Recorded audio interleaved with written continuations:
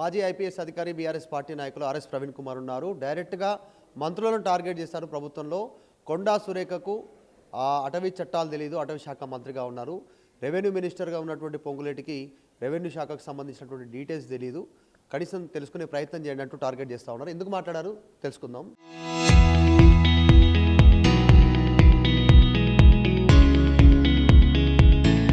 ఎందుకు డైరెక్ట్గా మంత్రులను టార్గెట్ చేస్తారు, వాళ్ళకి ఏం తెలియదు అనేటువంటి స్టేట్మెంట్ చేశారు. నేను టార్గెట్ చేయడం కాదండి, నిజంగా వాళ్ళకు అసలు ఆ పదవుల్లో ఉండే అర్హత కూడా లేదని అనిపిస్తుంది నాకు.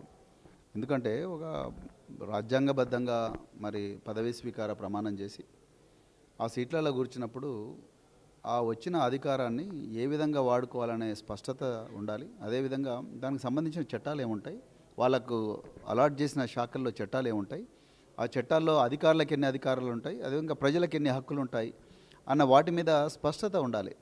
నిజంగా మినిస్టర్లు వాళ్ళు అసలు ఎందుకు మినిస్టర్లు అయినరో, ఎట్లా మినిస్టర్లు అయినరో ఏందో నాకైతే అర్థమైతలేదు. వాళ్ళ కింద పనిచేస్తున్న అధికారులు నిజంగా ప్రజల జీవితాలతోని ఫుట్బాల్ ఆడుతున్నారు. చట్టమేమో ప్రజలను కాపాడమని చెప్తుంది, వీళ్ళేమో అధికారులను కాపాడుతున్నారు.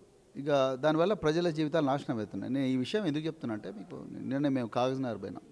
కేసీఆర్ గారి మన జగిత్యాల సభ అయిపోయిన తర్వాత అక్కడ నుంచి కాగజ్నగర్ పోయినాం. కాగజ్నగర్లో దాదాపు 45,000 ఎకరాల అటవీ భూమిని, 45,000 ఎకరాల ఫారెస్ట్ ఏదైతే పోడు భూమి ఉన్నదో ఆ పోడు భూమిలో దాదాపు 10,000 ఎకరాల పోడు భూమిని అటవీ అధికారులు గుంజుకోవాలని చూస్తున్నారు. దానివల్ల ప్రజలందరూ కూడా నిరాశ్రయులైపోతున్నారు. సో వాళ్ళందరూ కూడా రోడ్ల మీదకి వస్తున్నారు. ఒకప్పుడు సుభిక్షంగా బతికిన ఈ ప్రాంతాలన్నీ కూడా ఇప్పుడు ప్రజలందరూ కూడా అడ్డాకూలీలు అవుతున్నారు.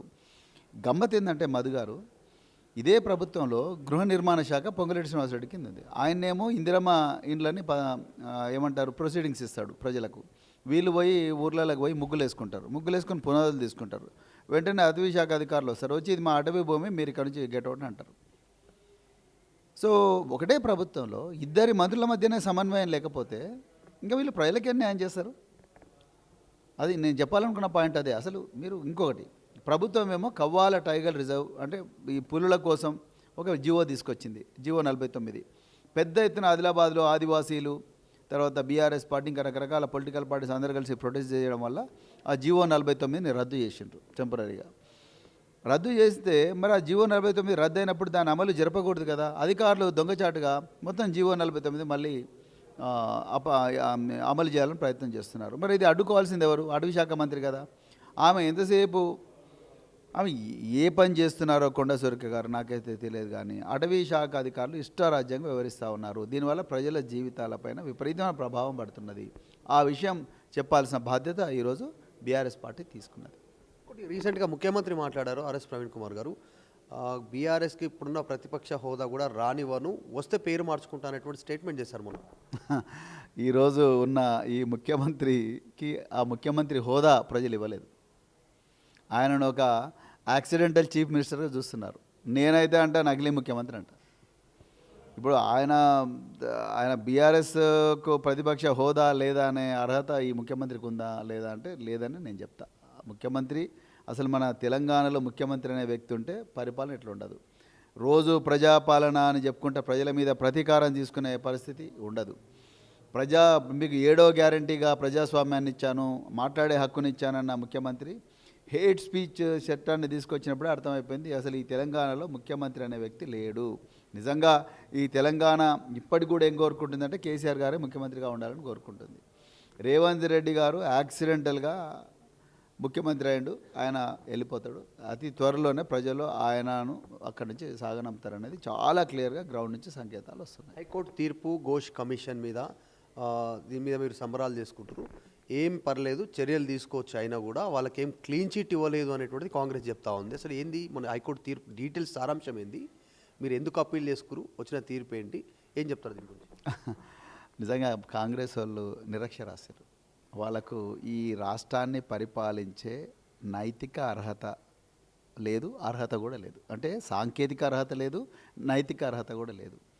హైకోర్టు తీర్పును చదవడం కూడా రాని నిరక్షరాస్యులు ఇలా గాంధీ భవన్లో కూర్చున్నారు, సెక్రటరియట్లో కూర్చున్నారు. హైకోర్టు తీర్పు ఏం చెప్పింది?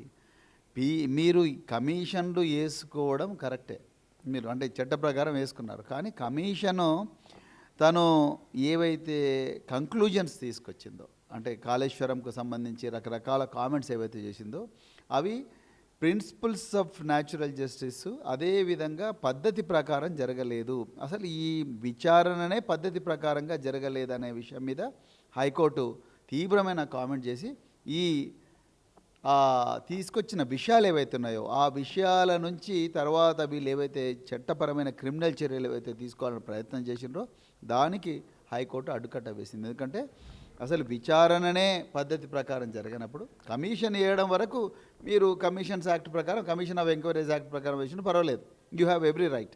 కానీ కమిషన్లో ఆధారాలు సేకరించిన తీరు, మీరు ఏ వ్యక్తుల మీద అయితే కమిషన్లు వేసిండ్రో ఆ వ్యక్తుల భావనలు, ఆ వ్యక్తుల వాదనలు పూర్తిగా వినకుండా ఏకపక్షంగా ఈ విచారణ జరిపిన తీరు, దానిని హైకోర్టు తప్పుపట్టింది. అదేవిధంగా ఆ విధంగా వచ్చిన ఏకపక్ష వాదనలతో వచ్చిన విషయాలు ఏవైతే ఉన్నాయో వాటి మీద మీరు క్రిమినల్ చర్యలు ఏవైతే చేపట్టిండ్రో అవి కూడా చట్టపరంగా కరెక్ట్ కాదని చెప్పి హైకోర్టు తీర్పిచ్చింది. సో చాలా మంచి తీర్పు అండి. అది అర్థం చేసుకునే శక్తి కాంగ్రెస్లకు ఉందని నేను అనుకోవట్లేదు. చివరగా ఆర్ఎస్ ప్రవీణ్ కుమార్ గారు, గతంలో మీరు క్వశ్చన్ చేసినటువంటి అంశాలు కానీ బీఆర్ఎస్ తీసుకున్నటువంటి అంశాల వెనకాల అంటే ప్రభుత్వాన్ని కార్నర్ చేసిన ప్రతి దాని వెనకాల బీఆర్ఎస్ కుట్ర ఉంది అనేటువంటి స్టేట్మెంట్ చేశారు. లగచర్ల కావచ్చు, హెచ్సియు కావచ్చు, హెల్త్ పాలసీ కావచ్చు, ఇప్పుడు నైని కోల్ బ్లాక్ ఇష్యూ కావచ్చు, ఇట్లా ఏ అంశం తెరపైకి వచ్చినా కూడా హాస్టల్స్లో ఫుడ్ పాయిజన్కి సంబంధించిన అంశం కావచ్చు, రైతుల సంబంధించినటువంటి అంశాలు కావచ్చు, అన్నీ ఇప్పుడు రీసెంట్గా ఆర్టీసీ కార్మికులు సమ్మె చేస్తూ ఉన్నారు. దీని వెనకాల కూడా బీఆర్ఎస్ కుట్ర ఉంది, రాక్షసానందం పొందుతూ ఉన్నారు బీఆర్ఎస్ పార్టీ నాయకులు, వాళ్ళతో ధర్నా చేయించి ప్రజలకు ఇబ్బంది కలుగుతూ ఉంది ధర్నా వల్ల అనేటువంటిది పొన్నం ప్రభాకర్. నేను పొన్నం ప్రభాకర్ గారి కామెంట్ను కాదు కానీ నేను ఓపెన్గా మీకు చెప్తున్నా, ఈ కాంగ్రెస్ వాళ్ళకు ప్రతీదీ కూడా కుట్రలాగానే కనిపిస్తుంది. ఎందుకంటే వాళ్ళు కుట్రపూరితంగా అధికారంలోకి వచ్చిండ్రు. ప్రజల మీద చరిత్రలో ఎన్నడూ లేనంత ఘోరమైన కుట్ర చేసిండ్రు కాబట్టి ప్రజలు యాక్సిడెంటల్గా వాళ్ళకి అధికారంలోకి వచ్చిండ్రు. అందుకొరకు వాళ్ళు ప్రతిదీ కుట్రలాగా అనిపిస్తుంది. లగచర్ల కుట్రలాగా అనిపిస్తుంది, హిల్ట్ పాలసీ కుట్రలాగా అనిపిస్తుంది, నాదర్గులు కుట్రలాగా అనిపిస్తుంది, వట్టినాగులపల్లి కొత్తవాళ్ళు కూడా కుట్రలాగా అనిపిస్తుంది, గురుకులాల్లో విద్యార్థులు విషాహారం చనిపోవడం కూడా కుట్రలాగా అనిపిస్తుంది, 130 మంది విద్యార్థులు చనిపోవడం కుట్రలాగా అనిపిస్తుంది. అదేవిధంగా మీకు పోడు భూములు కూడా కుట్రలాగానే అనిపిస్తుంది. ప్రతీది కూడా కుట్రలాగానే అనిపిస్తుంది. ఎందుకంటే వాళ్ళు కుట్రపూరితంగా వచ్చిండ్రు. అర్థమైందా? సో అంతే తప్ప దీంట్లో బీఆర్ఎస్ అంత చిల్లర రాజకీయాలు చేసే పార్టీ కాదండి. అది ఉద్యమ నేపథ్యం ఉన్న పార్టీ. ఒకటి మీరు స్పష్టంగా గుర్తుపెట్టుకోవాలి, ఏ పార్టీ అయితే ఉద్యమ నేపథ్యంతో ఎన్నో త్యాగాల పునాదుల మీద నిర్మించబడుతుందో, తర్వాత ఈ రాష్ట్రాన్ని అద్భుతంగా గవర్న్ చేస్తుందో, రాష్ట్రాన్ని దేశంలో అన్ని సూచికల్లో అగ్రస్థాయికి తీసుకుపోయే ప్రయత్నం ఏదైతే చేసిందో ఆ పార్టీకి కుట్రలు చేయాల్సిన అవసరం లేదు. మీరు అర్థం చేసుకోండి. ఆ పార్టీ గుండెల్లో ప్రజలు ఉన్నారు. వాళ్ళకేమో ప్రజల వెనుకున్న ఆస్తులు కాంగ్రెస్ వాళ్ళకేమో ప్రజల వెనుకున్న ఆస్తులను ఎట్లా దండుకోవాలని వాళ్ళు చూస్తున్నారు. బీఆర్ఎస్ పార్టీ ఏమో ప్రజల ఆస్తులను ఎట్లా కాపాడాలని వాళ్ళు చూస్తున్నారు. సో వాళ్ళకి స్పష్టమైన తేడా ఇద్దరికి ఉన్నది. అందుకొరకు వాళ్ళు 100 మాటలు చెప్తారు, కాంగ్రెస్ వాళ్ళకి ఆ విశ్వసనీయత లేదు. కాంగ్రెస్ వాళ్ళ మాటలు ఎవరు కూడా పట్టించుకునే పరిస్థితి లేరు. వాళ్ళని అర్జెంటుగా గద్దె ప్రజలు దింపబోతున్నారు. కవిత కామెంట్స్ మీద మాట్లాడతారు. ఆమె కామెంట్ చేసింది, మీరు సభకి వెళ్ళారు జగిత్యాల సభలో స్టేజ్ మీద ఉన్నారు, చూసి అబ్జర్వ్ చేశారు. స్టాప్ అయిపోయిన తర్వాత నెక్స్ట్ డే రోజు కవిత ప్రెస్ మీట్ పెట్టి 1000 ఏళ్ళైనా బీఆర్ఎస్ వైఖరి మారదు అనేటువంటి స్టేట్మెంట్ చేసి ఒక కుర వృద్ధుని పార్టీలో జాయిన్ చేసుకున్నట్టు స్టేట్మెంట్. కవిత గారికి ఆమె మాటలకు ఎక్కడ కూడా క్రెడిబిలిటీ లేదండి.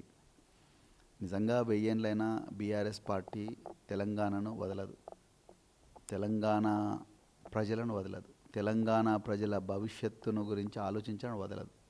అంతవరకైతే నేను ఒప్పుకుంటా. 1000 ఏళ్ళైనా తెలంగాణ వైపే బీఆర్ఎస్ పార్టీ ఉంటుంది. తెలంగాణనే భూమికగా, తెలంగాణనే కేంద్ర బిందువుగా రాజకీయాలు చేస్తుంది. తెలంగాణ ప్రజలు 1000 సంవత్సరాల్లో కూడా ఏ విధంగా బంగారు భవిష్యత్తు చూడాలనే దాని మీద బీఆర్ఎస్ పార్టీకి ఉన్నంత స్పష్టత ఏ పార్టీకి కూడా లేదు. I'm very proud, I'm feeling proud that 1000 years కూడా ఇదే ఐడియాలజీతో ఉంటామని. కానీ ఆమె కురువృద్ధులు అన్నారు చూసారా, అది చాలా అంటే రాజకీయంగా ఏమాత్రం పరిపక్వత లేకుండా, లేకపోతే మనసులో ఏదో పెట్టుకొని ఎవడో ఇచ్చిన స్క్రిప్ట్ను చదివినట్టుగానే అనిపించింది తప్ప ఇంకొకటి కాదు. ఎవరు వయసుతోని ఆలోచన ఉండదండి, వయసుతోని ఆలోచనలు ముడిపెట్టకూడదు.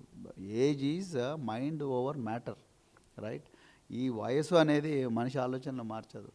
అది నీకుండే అంకిత భావం, నువ్వు 80 సంవత్సరాలు కూడా గొప్ప అంకిత భావంతో పనిచేయచ్చు. అంతే తప్ప 75 సంవత్సరాల వయసు, లేకపోతే 20 సంవత్సరాల వయసు, 30 సంవత్సరాల వయసు, అది ఆ విధంగా కామెంట్ చేయడం కరెక్ట్ కాదు. ఏమంటారు, ఆయుతుల్లా ఖుమేని 84 సంవత్సరాలు, మహతీర్ మహమ్మద్ ఏమంటారు మన మలేషియా ప్రధానమంత్రి, ఆయన వయసు ఎంత చెప్తే మీరు పరిశీలన అవుతారు, 95 సంవత్సరాలు. అద్భుతంగా మరి south east Asian nations Asian అనే ఒక గొప్ప ఆర్గనైజేషన్ పెట్టి మలేషియాను అభివృద్ధి చెందిన దేశంగా మరల్చిన గొప్ప పరిపాలన దక్షత ఉన్న వ్యక్తి వయసు 95 సంవత్సరాలు. కవిత గారు రాజకీయ అజ్ఞానంతో మాట్లాడుతున్నారు, పరిజ్ఞానం లేకుండా మాట్లాడుతున్నారు. ఆమెకి ఎవరో స్క్రిప్ట్ ఇస్తున్నారు, మళ్ళీ ఓపెన్ చెప్తున్నాను, ఇప్పుడు కూడా చెప్తా, ఆమెకి ఎవరో స్క్రిప్ట్ ఇస్తున్నారు. ఆ స్క్రిప్ట్ ఆమె వచ్చి చదువుతున్నారు. కానీ తెలంగాణ ప్రజలు ఈ స్క్రిప్ట్ ప్రకారం జరుగుతున్న ఈ నటన ఏదైతుందో ఆ నటనను గుర్తిస్తున్నారు. ఆ నటించే నటులకు త్వరలోనే అద్భుతమైన గుణపాఠం చెప్పబోతున్నారు. మిమ్మల్ని బీజేపీ వాళ్ళు తిడతారు, బీఆర్ఎస్ని, కాంగ్రెస్ వాళ్ళు తిడతారు, ఓకే. కానీ సొంత కూతురే కదా, నిన్న తండ్రే మాట్లాడారు, సభ మీద కేటీఆర్ లేరు, హరీష్ రావు లేరు. జనరల్గా ఇంకొక కుటుంబ సభ్యులు ఉన్నారని టార్గెట్ చేయడానికి ఉంటుంటే ప్రెసిడెంటు సొంత తండ్రి, మరి ఆయననే టార్గెట్ చేసింది, తండ్రినే టార్గెట్ చేసింది. రాజకీయాల్లో కేసీఆర్ గారు చాలా క్లారిటీతో ఉన్నారండి. ఆయన ఎప్పుడు కూడా నా కుటుంబము, అది తెలంగాణ అంతా కూడా నా కుటుంబం అనుకున్నారు. ఆయన నిజంగా ఆయన కుటుంబ పక్షపాతి అయితే కవిత గారు సస్పెండ్ గారు. నేను ఓపెన్ చెప్తున్నా మీకు, కవిత గారు సస్పెండ్ గారు. ఆయన అందరినీ సమానంగానే చూస్తున్నారు. తెలంగాణ ప్రజలందరూ కూడా తన కుటుంబంలో ఉండే ప్రజలు వీళ్ళందరూ వాళ్ళ సభ్యుల కన్నా గొప్పగా ఉండాలనే వాళ్ళు అనుకుంటున్నారు తప్ప ఈమెలాగా మాట్లాడే అసలు దాని గురించి కామెంట్ చేయడం కూడా కష్టంగా ఉంది. సో ఆ పరిస్థితి రాదని నేను అనుకుంటున్నాను. సో కవిత గారి కామెంట్స్ అనేవి నేను మళ్ళీ రిపీట్ చేస్తున్నాను, ఇవి పూర్తిగా కాంగ్రెస్ పార్టీ ఇచ్చిన స్క్రిప్ట్ ప్రకారమే ఈ కామెంట్స్ అన్ని వస్తున్నాయని చాలా క్లియర్గా అర్థమవుతున్నది.